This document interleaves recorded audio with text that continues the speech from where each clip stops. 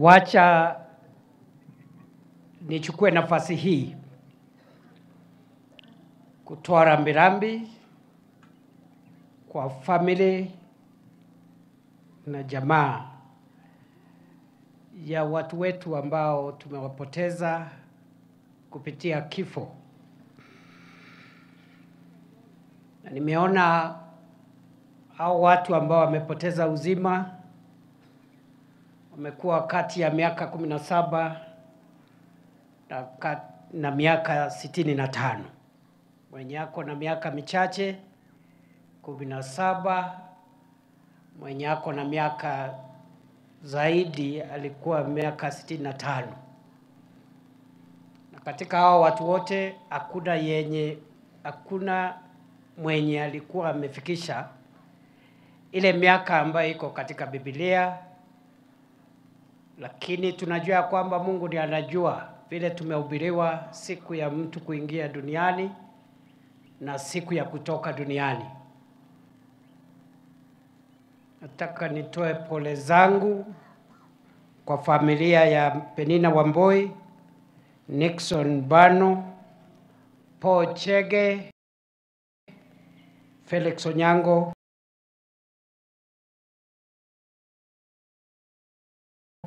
Tabitha Muthoni, Pauline Kerubo, Jacinta Wamboi na Samuel Mboro.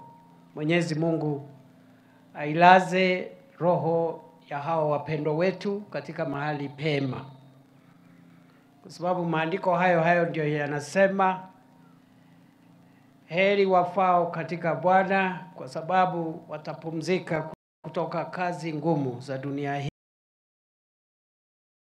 hii, na matendo yao mema yatawafuata mahali wameenda. Vile vile tunajua ya kwamba katika Zaburi Biblia inatuambia ya kwamba Mungu anafurahi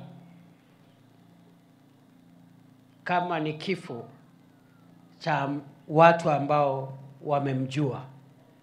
God rejoices in the death of the righteous people. Kwa hivyo mimi nasema wale ambao tumewachwa, tumesikia vile askofu amesema. Askofu ametuambia tusiishi kwa upumbavu. Tujue ya kwamba ile mambo tunafanya, wale ambao ni wakulima, wale ambao ni wanabiashara, wanasiasa, hata wahubiri, kila mtu tumeambiwa na askofu, siku yetu inakuja, tufanye hayo mambo mengine yote, lakini pia tujitayarishe katika bahali ambao tutaelekea baada ya kuondoka ulimwenguni. Amesema ya kwamba tusipofanya hivyo tutakuwa tunaishi katika hali ya upumbavu ama hali ya ujinga, na ametupatia example katika mahubiri yake.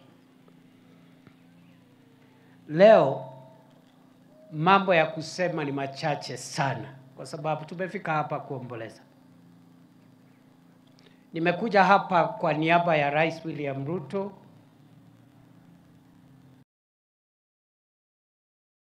Amenituma hapa na pole zake na pole za serikali nzima ambayo anaiongoza. Niko hapa kwa ajili ya sisi zote ambao hatukuweza kufika, na amenituma na rambirambi zake na za serikali kwa familia zote ambazo zimeathirika, na hiyo usaidizi ama support ambaye rais amenituma nayo niko nayo hapa.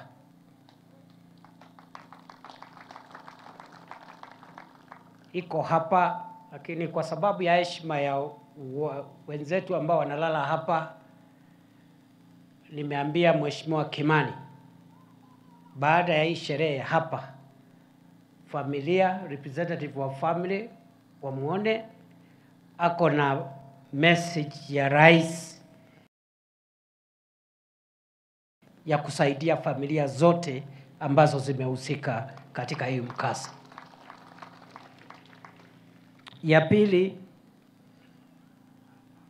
hawa ambao wametuacha kwa sababu ya ajali ya barabarani. Na kwa sababu askofu amesema tukingoja siku yetu tufanye yale mambo tunaweza fanya kuzuia mambo ambayo tunaweza zuia. Na nimemsikiza sana askofu wetu. Askofu Mbugu amesema ile madawa tunakunywanga sio ya kuzuia kifo, ni ya kusongesha ama kudelay kidogo. Amesema hivyo. Hajasema tusikunywe dawa. Amesema tuendelee kunywa dawa, lakini tujue kifo ni lazima, because it is appointed for everyone to die once and thereafter judgment. So vile lazima dia kupunguza ajali tukingojea siku ya kukufa. Nego kana tegu. Nego Bishop Arauga. Kwa hivyo, kwa sababu ya huo wasia ambao askofu ametupatia na kupitia maombi ya viongozi wote ambao wameongea hapa, dada yangu Governor Susan, ndugu yangu mdogo Mheshimiwa Kuria Kimani wa Molo, dada yangu Liz Chelule ambaye ni women rep wa Nakuru na MCA wa hapa, wote wamesema barabara hii ya Elbagon kwenda Njoro iko na mahali hapo kunaitwa Amco,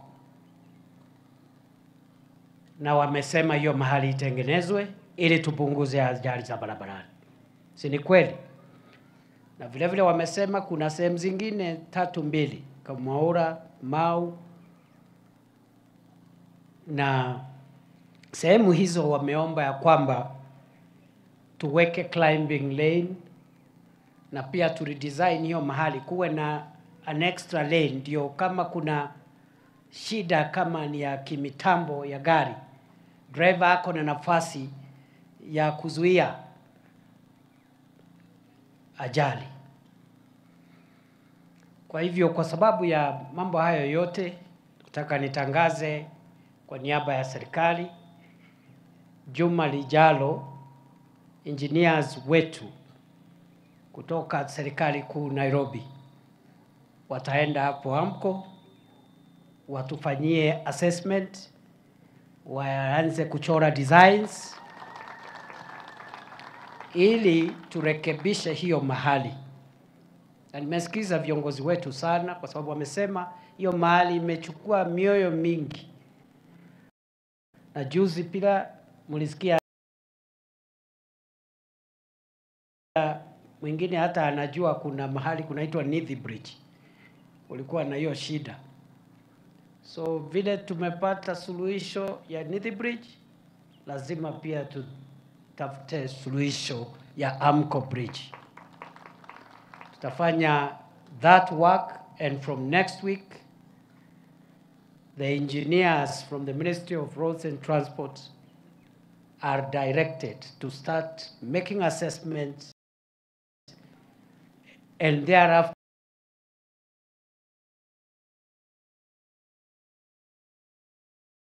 redesigning so that we can expand the road a bit and redesign that place to reduce death on the roads. Mnajua ya kwamba hii barabara kuu inatoka Nakuru kwenda Mau Summit, Eldoret, na ingine naenda Kericho.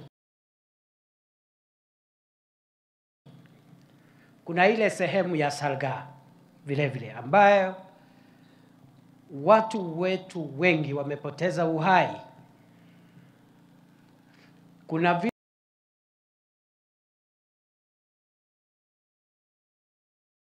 vile tulifanya kupanua hiyo barabara kidogo, imesaidia kupunguza ajali.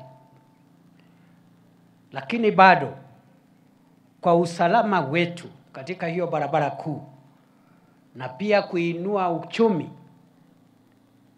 wa hii sehemu yote katikati ya Nairobi, sehemu hii ya Rift Valley kuelekea Western Kenya na Nyanza, tumekuwa tumetamani sana barabara hiyo itengenezwe iwe barabara pana zaidi, ile kwa kizungu inaitwa dual carriageway. Na mimi nataka niwatangazie watu wetu wa eneo hili, kaunti ya Nakuru, because the largest section of that road will be within Nakuru County.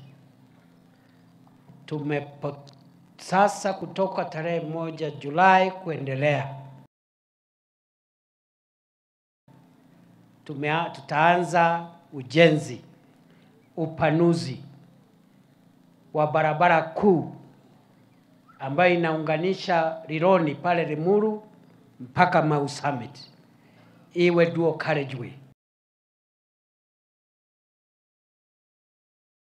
iwe na lane zaidi, ili tupunguze ajali, kwa sababu kuna hata huko chini Nakuru, sehemu ya Kinungi pale hapo Naivasha, watu wengi wamepoteza maisha, vile vile Gilgil na hiyo Salga.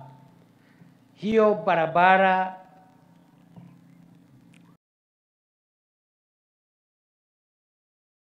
tumepata namna ya kuijenga, na wizara ya barabara imeamrishwa na rais ifikapo Julai contractor awe ground ameanza hiyo kazi.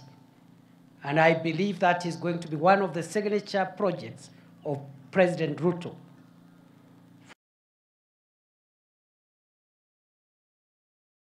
The economy of Rift Valley, the economy of Western Kenya, the economy of Nyanza, because many people use that road.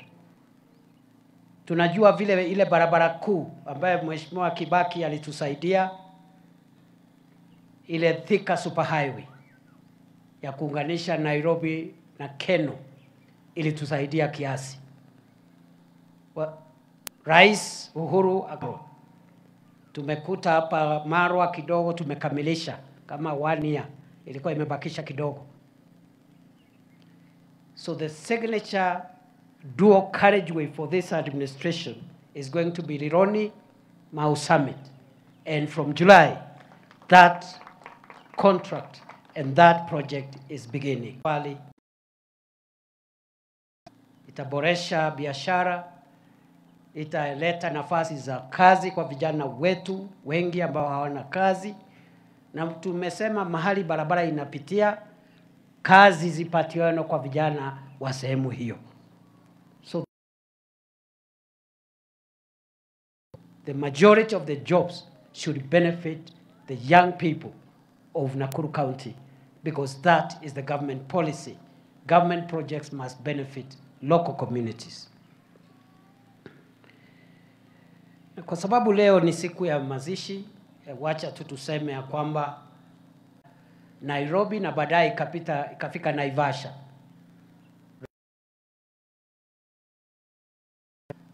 Mradi wa reli ya Kenya, ili nchi yetu uchumi uinuke na iwe nchi ya kisasa, ipate maendeleo zaidi.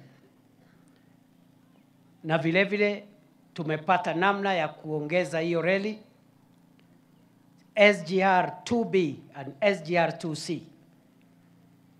Laini moja itoke pale and from Bomet, Nyamira kidogo, ingie Kisumu, and we hope the two will connect uko mbele as we go to Uganda. That is also a project we want to start in the shortest time, God willing. Hizo project kubwa ni za kuinua uchumi kijumla, na mambo kama haya yanasaidia kuinua uchumi wa Kenya. Mmesikia ya kwamba 2022 wakati Rais Ruto amechaguliwa, Keka ya kifedha ya dunia imesema uchumi wetu umesonga kiasi hatua 2. Sasa Kenya iko nafasi ya 6 katika bara la Afrika kwa ukubwa wa uchumi. Imepita Angola na Ethiopia. Na hiyo kazi sio sisi tumefanya, hiyo orodha inafanywa na World Bank and international institutions. Sio hata ni opinion poll ya serikali. It's not an opinion. That is the situation. Kenya now is the 6th largest economy in Africa. In the last 2 years, it has overtaken Ethiopia and Angola. We are making progress in the next 2. Tukisonga mbele tukielekea huko namba 1, hata kama hatutafikisha. because I've already told you